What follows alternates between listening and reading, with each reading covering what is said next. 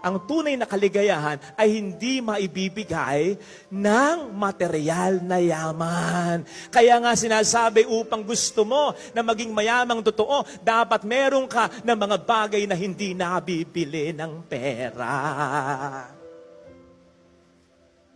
Totoo naman eh.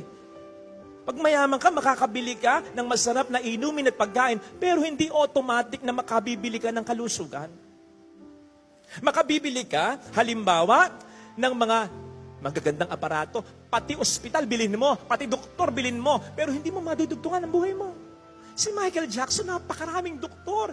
Higit 30, araw-araw tinitingnan siya. Kahit yung kakainin niya, mina-microscope pa para matiyak. Tatanda siya na 150 years old. Namatay siya 50 years old. Diba? Walang nagawa yung mga malalaking ospital at magagaling